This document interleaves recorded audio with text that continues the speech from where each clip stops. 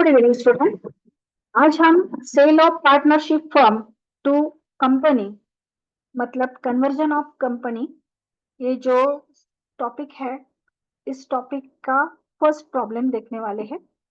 Savitribai Phule Pune university के अंतर्गत financial accounting का जो सिलेबस है एनईपी 2020 का, उसके अनुसार ये टॉपिक एफवाई बीकॉम के सिलेबस में है और अदर यूनिवर्सिटी के स्टूडेंट जो है वो भी ये वीडियो फॉलो कर सकते हैं, जिनके सिलेबस में sale of partnership firm to company या फिर conversion of partnership firm into limited company इस टाइटल का टॉपिक होगा।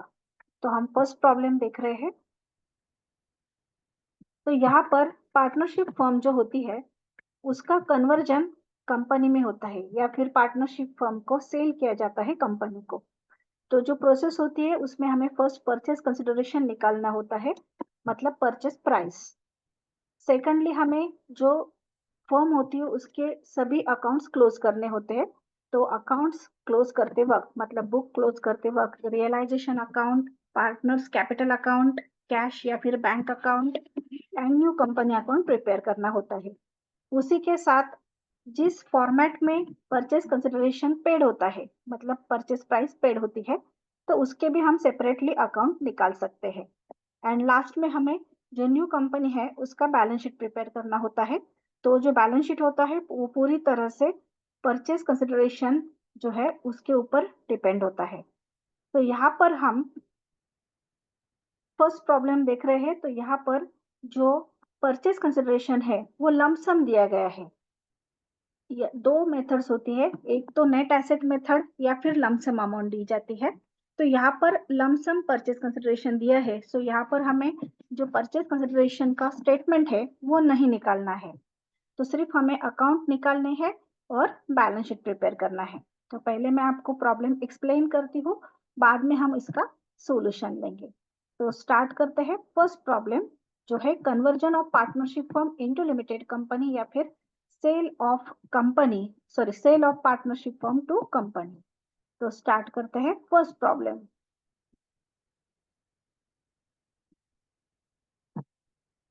A, B, and C were partners, sharing profits and losses in the ratio of 1/2, 3/8 and 1/8 respectively.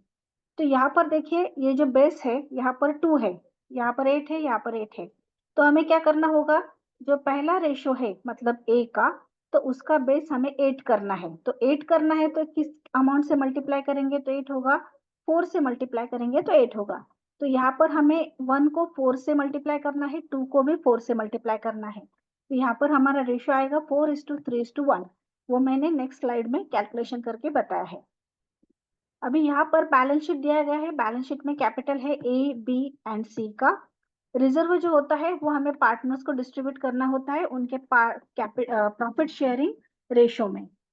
Then यहाँ पर एक liability है creditors 12,000 की, और एसेट साइड में सभी एसेट्स दी गई है। Land 18,000, machinery 12,000, debtors 15,000, stock 13,000 and cash 2,000।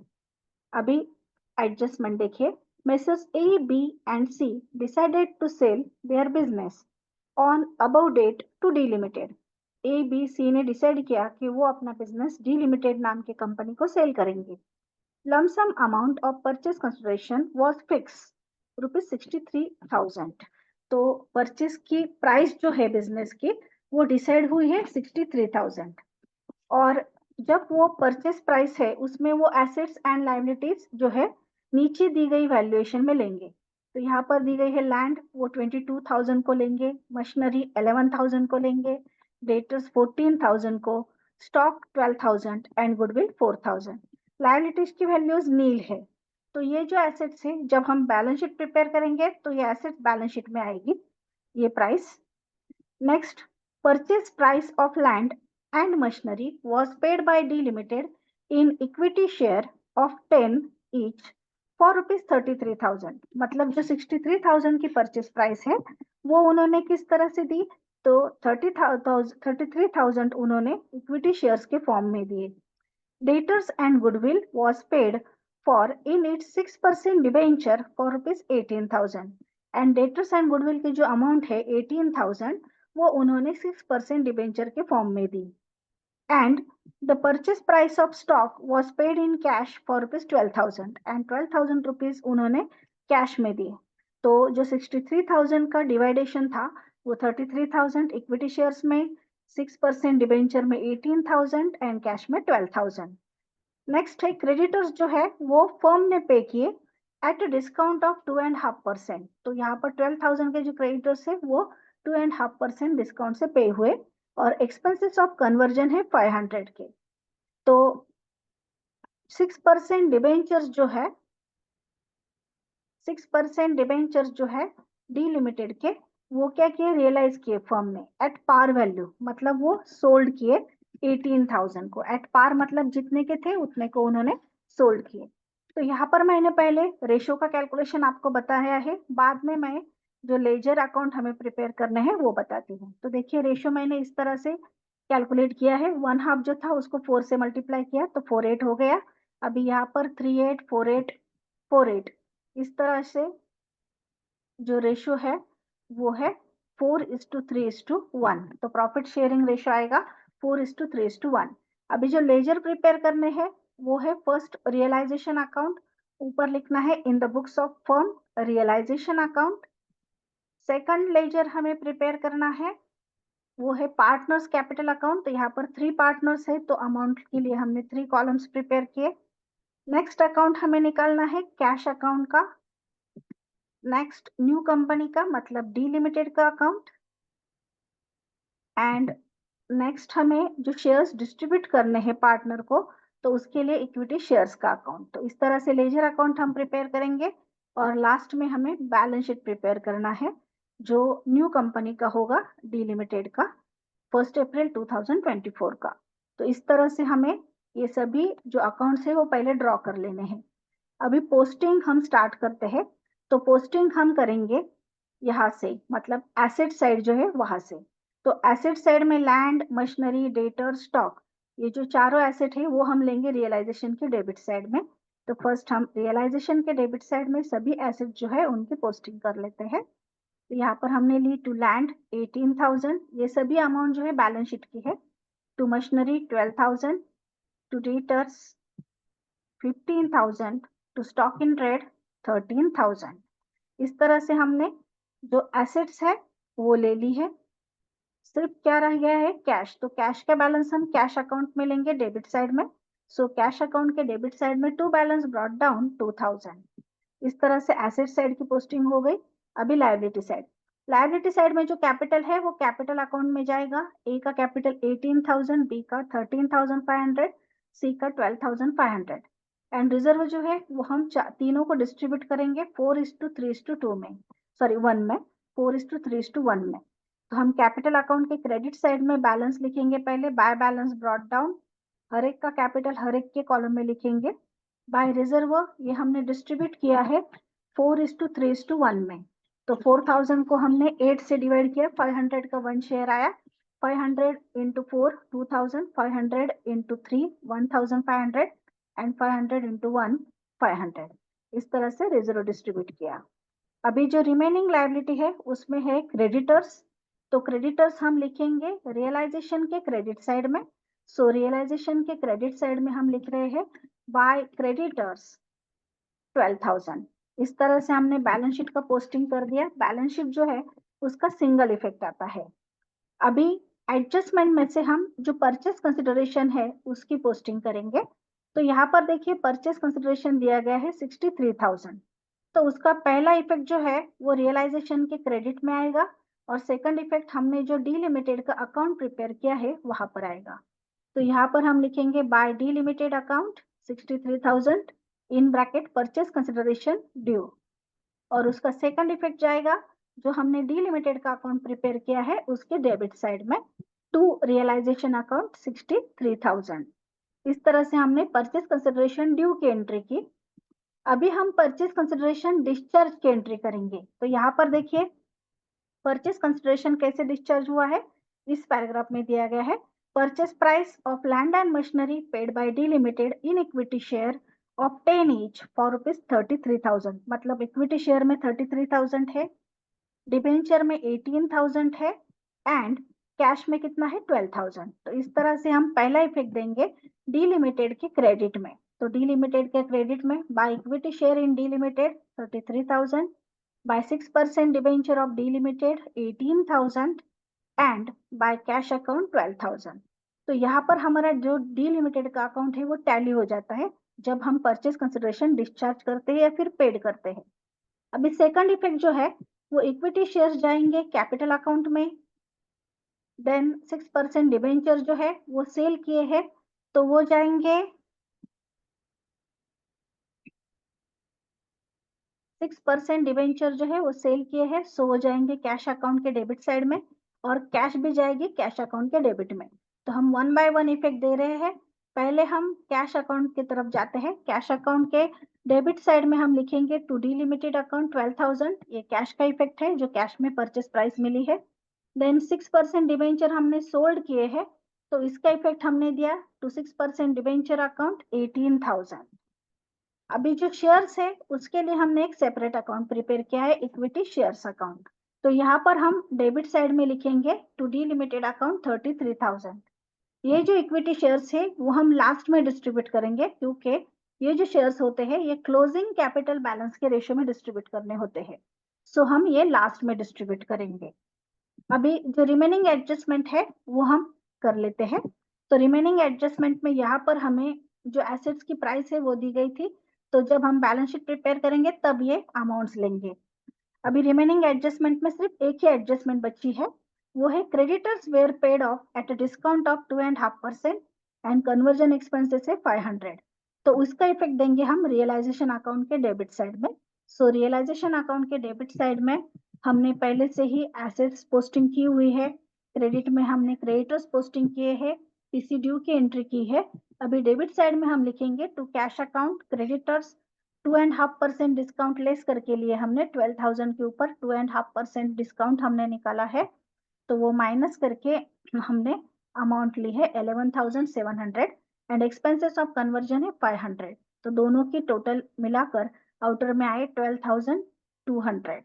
इसका सेकंड इफेक्ट जाएगा कैश अकाउंट के क्रेडिट साइड में।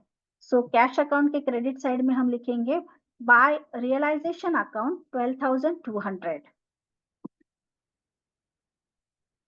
अभी सभी एडजस्टमेंट खत्म हुई है तो रियलाइजेशन अकाउंट हम क्लोज करेंगे।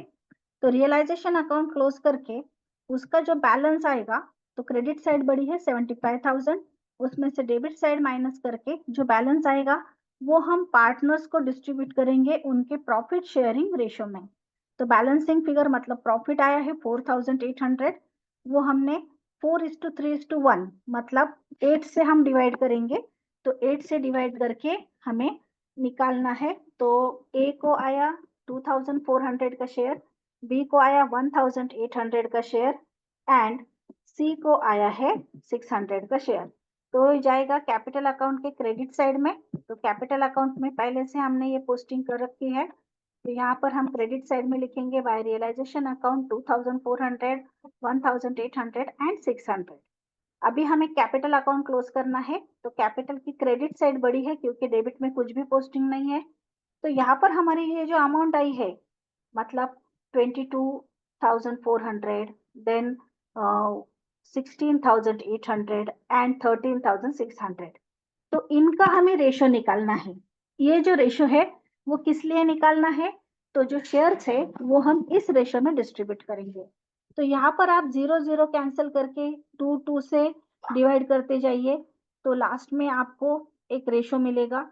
तो वो रेशो आप निकालेंगे, तो मैंने ये रेशो निकाला 2 से पहले डिवाइड किया, बाद में 3 से डिवाइड किया, तो मेरा जो रेशो है वो रेशो आया है। तो वो मैं कैलकुलेट करके भी आपको दिखा सकती हूँ ताकि आपको अच्छी तरह से समझ में आ जाए। ये जो है अमाउंट 22,400 देन 16,000, इसका रेशो हम यहाँ पर निकालेंगे तो आपको समझ में आएगा। देखिए 22,400 देन 16,800 एंड हमें निकालना है 13,600 का रेशो। तो यहाँ पर 13,600। तो पहले हम क्या करते हैं, जो 0 0 होते हैं वो कैंसिल कर लेते हैं। तो 0 0 कैंसिल करके पहले हम रेशो निकालेंगे। तो वो आया 224, 168 एंड 136। आप 2 से डिवाइड करेंगे तो भी चलेगा, या फिर आप बड़ी अमाउंट मतलब 4, 8 उससे डिवाइड करेंगे तो भी चलेगा। तो यहाँ पर हमने 2 से डिवाइड किया है, तो 2 से डिवाइड करके 1, 1, 2, देन 8, 4, देन 6, 8। यहाँ पर अभी मैं क्या कर रही हूँ, 3 से डिवाइड कर रही हूँ, या फिर वंस अगेन आप 2 से डिवाइड करेंगे तो भी चलेगा। तो 2 से अगर डिवाइड करेंगे तो 5, 1, देन 4, 2, सॉरी 5, 1 नहीं है, 5, 6 है, 5, 6, 4, 2, 3, 4। अभी आप अगेन 2 से डिवाइड करेंगे तो भी चलेगा। तो यहाँ पर आएगा 2, 8, देन 2, 1 एंड 1, 7।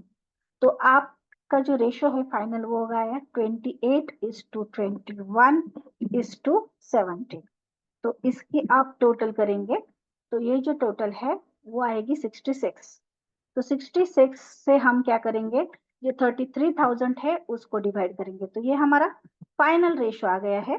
तो ये जो रेशो है ये मैंने आपको कैलकुलेट करके क्यों बताया, क्योंकि आप डायरेक्टली नहीं समझ सकते थे, सो मैंने ये रेशो निकाला। अभी इस रेशो में हम क्या करेंगे, जो इक्विटी शेयर्स है वो पार्टनर्स को डिस्ट्रीब्यूट करेंगे।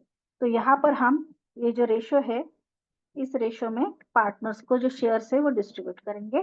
तो 28:21:17, ये जो हमारा रेशियो यहाँ पर आया है कैलकुलेट करके, उसमें जो है हम क्या करेंगे, शेयर्स डिस्ट्रीब्यूट करेंगे 28, 21 एंड 17। तो 66 जो है 1000 उस सॉरी 66 आया है टोटल अमाउंट, तो उसको 33,000 को डिवाइड किया, 500 का एक शेयर आया, तो 500 इंटू हमने किया 28, amount I 14,500 into 21, amount I 10,500, 500 into 17, amount I 8,500। इस तरह से हमने शेयर्स जो है वो डिस्ट्रीब्यूट कर दिए, और यहाँ पर ये जो इक्विटी शेयर का अकाउंट है वो क्लोज हो गया, टैली हो गया 33,000 को। इसका सेकंड इफेक्ट जाएगा कैपिटल अकाउंट में। तो यहाँ पर हमने कैपिटल अकाउंट जो है वो क्लोज करना है।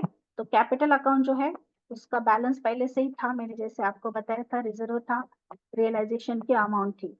अभी हमें अकाउंट क्लोज करना है, तो पहले हम ये जो शेयर्स डिस्ट्रीब्यूट किए हैं हमने वो लेंगे 14,000, 10,500, 8,500। अभी बैलेंसिंग अमाउंट जो है वो कैश अकाउंट में जाएगी। तो यहाँ पर टू कैश अकाउंट 8,400, 6,300, 5,100। अभी नेक्स्ट अकाउंट हम क्लोज करेंगे कैश का। तो कैश अकाउंट में हमारी पहले से ये पोस्टिंग थी। अभी हम जो कैपिटल की अमाउंट आई है बैलेंस की, वो हम यहाँ पर ले रहे हैं bye partners capital account ABC। और जो कैश अकाउंट होता है वो लास्ट में टैली होना चाहिए, तो अभी हमारा प्रॉब्लम करेक्ट है ऐसे समझ में आता है। तो यहाँ पर हमारा कैश अकाउंट टैली हुआ है 32,000 को। नेक्स्ट अकाउंट हमारा डीलिमिटेड का था, वो ऑलरेडी टैली था। तो इस तरह से हमने पहले सभी लेजर्स जो है वो प्रिपेयर कर लिए। अभी हम बैलेंस शीट प्रिपेयर करेंगे। तो ये हमारा रियलाइजेशन अकाउंट था, पहला फर्स्ट अकाउंट, जहाँ पर हमने प्रॉफिट लॉस निकाला और वो पार्टनर्स को उनके रेशो में डिस्ट्रीब्यूट किया। सेकंड अकाउंट हमने कैपिटल अकाउंट प्रिपेयर किया था। थर्ड अकाउंट हमने कैश अकाउंट प्रिपेयर किया था, जो टैली हुआ है, ये कैपिटल अकाउंट है। नेक्स्ट ये कैश अकाउंट है। नेक्स्ट ये डीलिमिटेड का अकाउंट है, और जो इक्विटी शेयर्स का अकाउंट हमने प्रिपेयर किया था वो यहाँ पर है। अभी हम बैलेंस शीट प्रिपेयर करेंगे। बैलेंस शीट प्रिपेयर करना बहुत ही इजी है। बैलेंस शीट प्रिपेयर करते वक्त हम प्रॉब्लम में यहाँ पर जो एसेट्स दी गई है उनकी वैल्यूज लेंगे एसेट साइड में। लायबिलिटीज नील है तो लायबिलिटीज नहीं आएगी। तो यहाँ पर हम एसेट साइड में एसेट्स लेंगे, और जो लायबिलिटी साइड है वहां पर परचेस कंसिडरेशन जो डिस्चार्ज हुआ है तो उसकी अमाउंट लेंगे। तो देखिए डिबेंचर में 18,000 आए थे, सो लायबिलिटी साइड में डिबेंचर आए 18,000। बैंक ओवरड्राफ्ट क्यों आया? क्योंकि कैश नहीं लिख सकते, so bank overdraft 12,000। Share capital 3,300 equity share of 10 each, इस तरह से 33,000 का शेयर कैपिटल है। और एसेट साइड में हमने जो एडजस्टमेंट में एसेट दी गई थी उनकी वैल्यूज ली, land 22,000, goodwill 4,000, machinery 11,000, debtors 14,000 and stock 12,000।